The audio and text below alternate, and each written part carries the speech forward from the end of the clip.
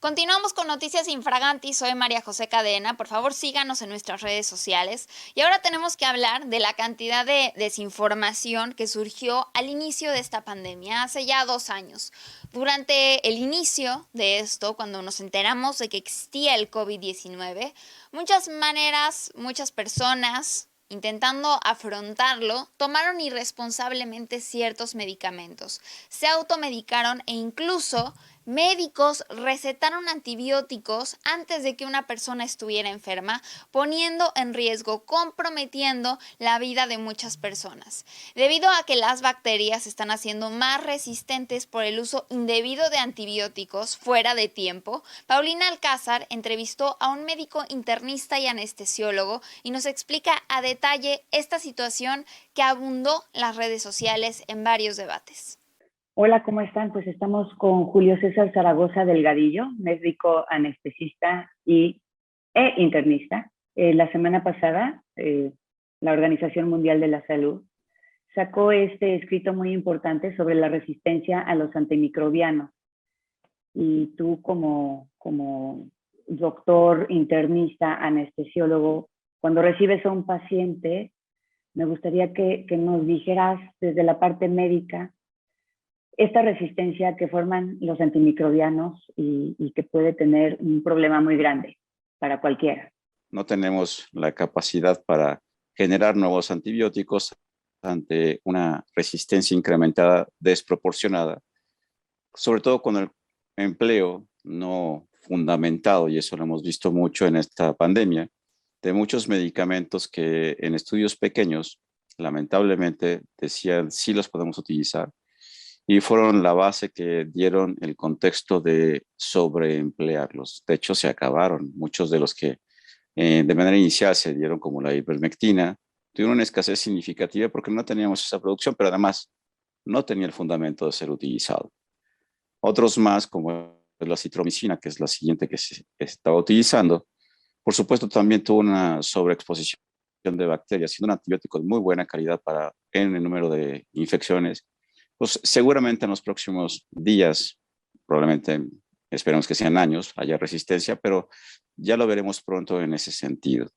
¿Qué pasa cuando llega un paciente con múltiples medicamentos empleados previamente que nos da la tarea de buscar cuáles son las opciones que tenemos, y al ver qué tenemos de almacenamiento de esta capacidad de antibióticos que nos queda por utilizar, vemos que son medicamentos, primero, muy caros, dos, que vamos a empezar a generar también resistencia para los mismos, y tres, que ya no tenemos más opciones después de estas.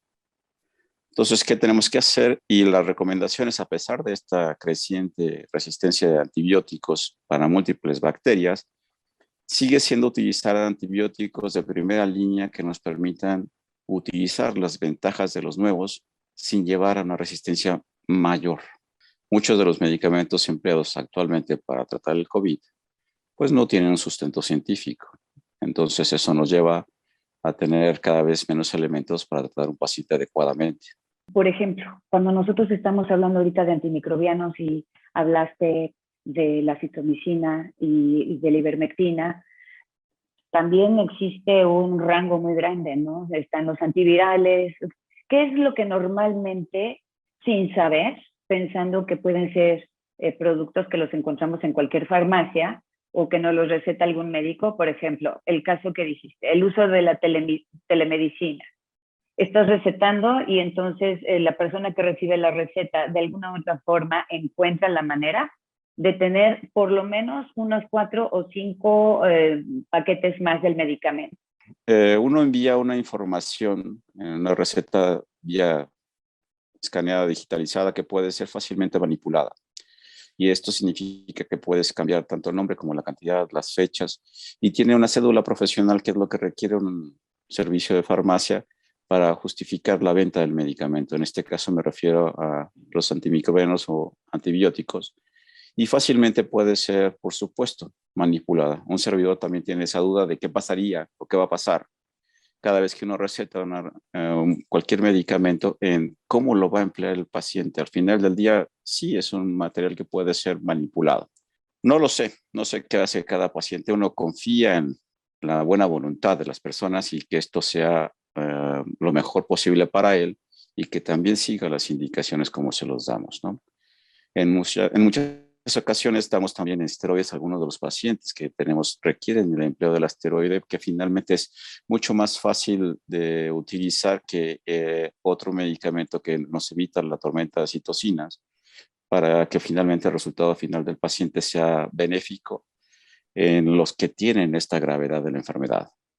Sin embargo, siguen siendo medicamentos que, si son mal empleados, tienen efectos deleterios graves y, por supuesto, puede llevarlo a la muerte, quizá no por la enfermedad misma de COVID, sino por los efectos secundarios que significa disminución de su capacidad de respuesta inmune. Pero en México es muy común que tenemos una receta, nos fue bien y se la recomendamos a todo el mundo. Y ahora que ya tenemos la receta en la mano, pues lo único que tenemos que hacer es manipular el nombre, la fecha y está hecho. Eso sí puede ser un problema. ¿Qué alcance tendrá? Honestamente no lo sé. Siempre quedará para mí y seguramente para muchos colegas médicos hasta dónde pueden llegar con esto. Quizá en el futuro lo que podemos hacer es solo se imprime una vez y que no sea manipulable el documento, ¿no? Aparte de lo reutilizable, ya una persona que está consumiendo indebidamente, porque le dolió un poco la garganta, entonces se va a tomar un antibiótico que me quedó por ahí guardado y sin querer creando una resistencia. ¿Cómo explicas cómo se va haciendo la resistencia a ese antibiótico? Depende enteramente, por supuesto, del número de veces que te expongas al antibiótico y siempre es mejor utilizarlo cuando realmente tienes una bacteria que esté documentada, que está produciendo una infección en algún sitio del organismo. Es muy común en México que si un médico no le receta un antibiótico a un cuadro gripal, que sabemos que en el 80-90% de las veces es un virus y que el tratamiento debe ser por la sintomatología que la persona presenta, esto significa, tiene tos, si le damos algún antitusivo, no para desaparecer la tos, pero sí para que esta no sea molesta. Por supuesto, si tiene dolor en la garganta, le damos un analgésico.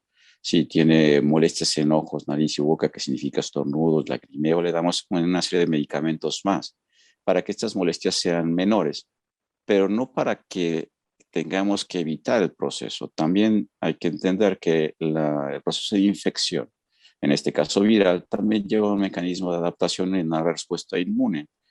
Pero lo importante es no excedernos a medicarnos, porque al final, cuando llegamos con el doctor y pedimos una receta, ya como no me hizo el medicamento, ya el doctor no me supo recetar. Entonces viene otra vez un revuelo con usted.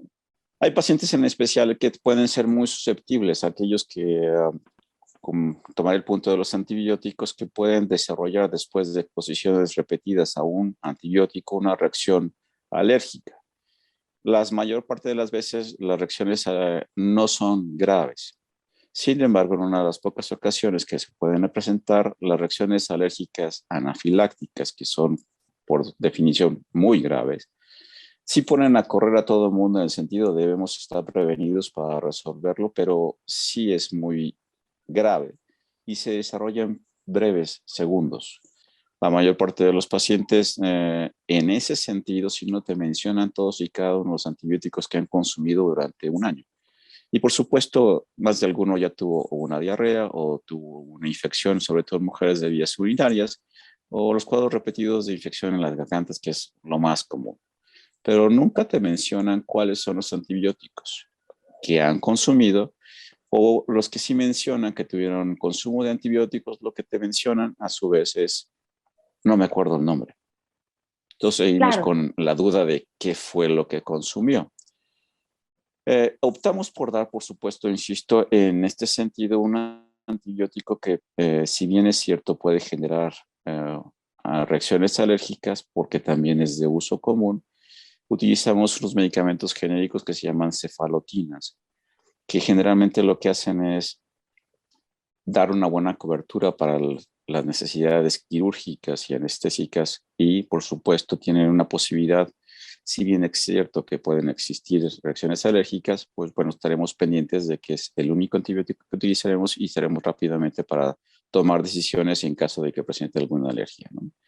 Ahora, normalmente la cirugía y anestesia en la preparación para el inicio de la misma cumple un protocolo de checar todos los detalles que se pueden presentar y por supuesto tenerlos todos listos y una secuencia que siempre es la misma. Todo el mundo sabe lo que tiene que hacer y esto es principalmente proteger la vía aérea, que significa el paciente tiene una ventilación controlada y nada de lo que existe alrededor, me refiero a secreciones tanto de la garganta como también pueden ser del estómago, llegan a los pulmones para que esto no nos condicione también una neumonía asociada al proceso anestésico quirúrgico y sobre todo que no complique el escenario después de una cirugía que puede haber sido muy exitosa, pero tuvimos un problema por una infección que no debería estar presente en el paciente.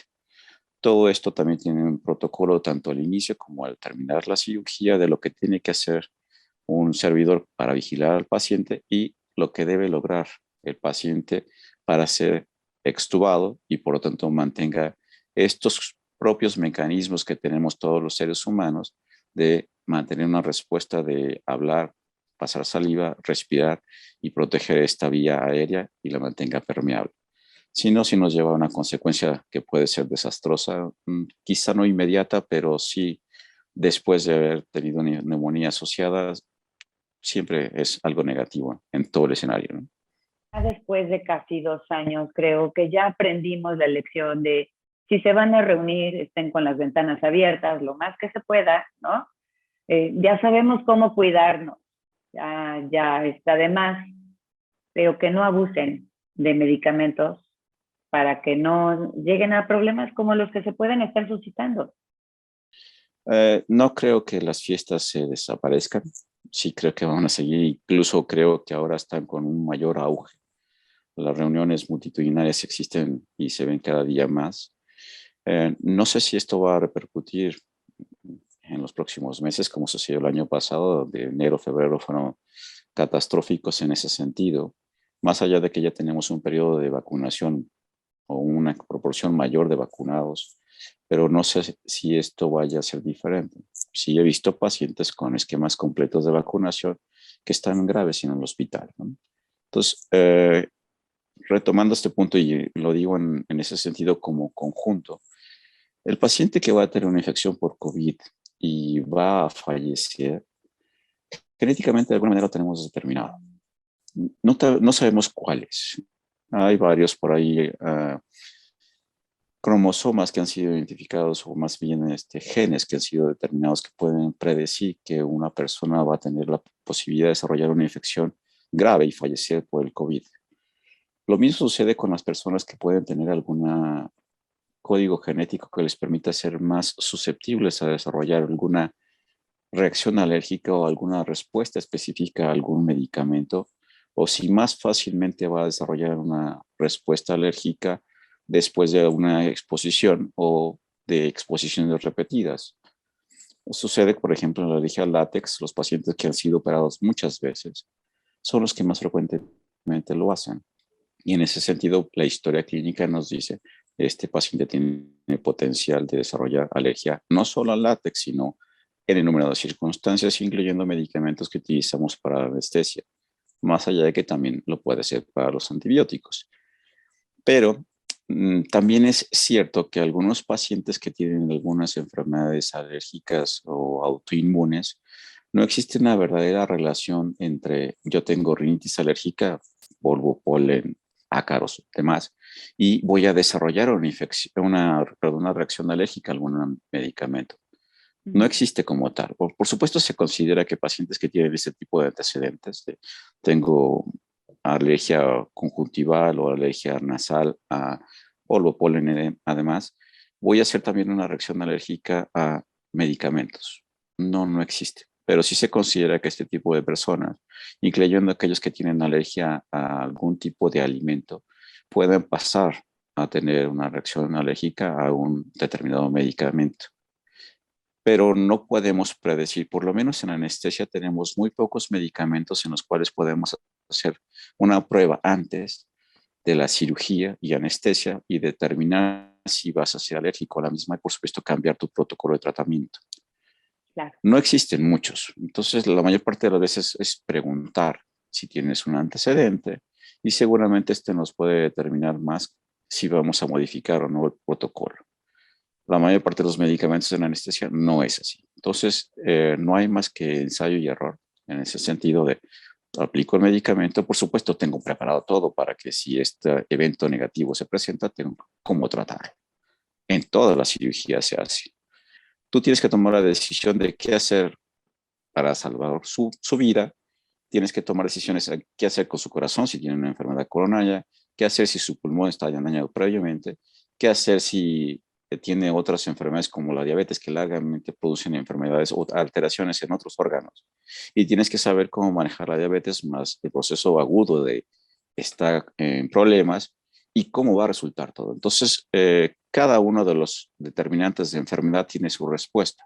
Cuando la gente realmente sabe de boca de ustedes, tuya, en tu caso, la explicación que nos da, los puntos a seguir tan importantes como el no medicarnos, no todo esto, ¿no? Pero preguntarte, debes de tener muchísimas anécdotas del regreso de la anestesia, de cuando empiezan a dormir, de la platicada de la gente que empieza a hablar, empieza a recuperar la conciencia o el que se empieza a dormir. Deben de ser muchas anécdotas lo que te dicen, ¿no? Sí, mira, básicamente todas las personas que tienen algún concepto previo, me refiero, si tú llegas a quirófano con un estrés, ya sea por la cirugía o por otras cuestiones no médicas, bloqueamos completamente toda su memoria en ese proceso, pero cuando se despiertan de la anestesia o cuando recupera la conciencia, mejor dicho, se quedan en el proceso en el que se indujo la anestesia. Si tenía un problema en el trabajo, despierta hablando precisamente de su trabajo. Y en múltiples ocasiones lo que pasa, aún con la depresión de la actividad cerebral por los medicamentos que utilizamos, sueñan. Y la mayor parte de ellos lo que mencionan es, estaba soñando con mi trabajo porque tengo algo pendiente que hacer y estaba en la oficina haciendo esto, o si estaba en un viaje de placer, recuerda eso, si estaba angustiado por un problema personal, se puede despertar llorando porque estaba en ese proceso. Casi todo el mundo se queda con en esa parte. Lo que hago habitualmente es yo decirles, piensa en algún evento o algún desarrollo agradable para que esto sea una inducción en su memoria y si logras conciliar un sueño y recuperar ese sueño, se mantenga en ese estado. La mayor parte de las personas sí entran en esa parte de tomar un recuerdo y desarrollarlo durante el proceso. Y la parte más importante es que no se acuerdan qué pasó durante el lapso de la cirugía y anestesia, ¿no? Que eso es lo que realmente importa. El tener recuerdos durante el desarrollo de cirugía y anestesia, que por allí hay un par de películas, sí existe como posibilidad infinitamente baja, pero sí existe la posibilidad y lo que hacemos todos los anestesiólogos es evitar que tengan memoria. Entonces, varios de los medicamentos que utilizamos es no tienes memoria y recuperas la conciencia, me refiero a recuperar la memoria, en un periodo que va entre 15 y 20 minutos después de que terminó tu procedimiento de cirugía y anestesia. Es cuando empiezas a tener memoria de qué pasó, dónde estoy, y me desperté en un lugar, pero eso es porque bloqueamos la capacidad que tenemos los seres humanos de guardar memoria. Si no mantienes el medicamento, porque hay varios medicamentos como diazepam, midazolam, que tienen esa capacidad innata de no producir memoria, si tú no lo sigues administrando después de la cirugía, anestesia, tardas entre 15 y 20 minutos para recuperar lo que ya mencionamos, la parte consciente de grabar memoria. La memoria es un proceso práctico activo. Lo que hacemos es bloquear esa parte activa de guardar recuerdos. Entonces, por lo tanto, puedes estar tú con los ojos abiertos, obedecer órdenes, mantener tu capacidad de respirar, pasar saliva, XX, mantienes la temperatura, tu presión arterial, tu frecuencia cardíaca. Eso lo puedes hacer, pero no lo vas a recordar. Insisto, tardas entre 15 y 20 minutos con los medicamentos que utilizamos de manera regular. son muchísimos los que utilizamos para obtener el mismo objetivo, no guardar memoria y estar en un estado que llamamos de anestesia general, que es donde pierdes conciencia, pero todos los demás determinantes vitales se mantienen estables dentro de lo normal para que tú pases un día normal, aunque estés siendo operada, pero tu día transcurra como si estuvieras fuera del quirófano, un día normal. Y a lo que mencionas como homeostasis, la mantenemos todo el tiempo. Antes de que llegues El al cuerpo lo quirófano, mantiene todo el tiempo, no está haciendo, bueno, está siendo asistido en la parte de respiración, ¿no? Porque puede llegar a sí, la bajar la homeostasis frecuencia como, respiratoria por estar dormido. de hecho, lo que hacemos en la anestesia general, como mencionabas tú, aunque son diferentes la sedación más la anestesia general, la sedación habitualmente no entras en esta profundidad de pérdida de conciencia como lo es en la anestesia general. En la anestesia general, cuando llegas a esta definición de pérdida de la capacidad de funcionamiento cerebral, también le damos un medicamento para evitar que funcionen los músculos voluntarios. Por lo tanto, no podrías respirar de manera espontánea como naturalmente lo haces. A esto le agregamos un dispositivo para que tú puedas mantener una respiración constante. Y hablo de un dispositivo porque hay varias formas de mantener la ventilación. Lo metemos en un ventilador, un dispositivo mecánico, artificial que nos mantiene esta parte de que tú respires. Y el resto de la homeostasis me refiero a mantienes tu temperatura, la presión arterial, tu hidratación, tu orina de manera regular y el resto de las funciones vitales que todo ser humano tiene, las vigilamos. Y en ese sentido mantenemos la homeostasis en general, ¿no? Y lo que hacemos principalmente es evitar que tu sistema nervioso simpático, que es el que mantiene la frecuencia cardíaca, con la presión arterial y demás, actúe de más. Lo que hacemos es contenerlo o contundirlo de alguna manera, para hacer una palabra coloquial, para que la respuesta que va a tener a lo que es la cirugía, pues el organismo lo mantenga como si no te estuviera pasando nada. Porque si no le damos los medicamentos que requieres, el sistema nervioso simpático te mantendría con frecuencias cardíacas altas, la presión arterial alta, sudoración, lagrimeo, todas las respuestas que tenemos los seres humanos cuando algo nos está haciendo daño, pero no tenemos este mecanismo como es la anestesia para evitar que esta respuesta de tu organismo normal se dé cuando te están operando. Bueno, muchísimas gracias.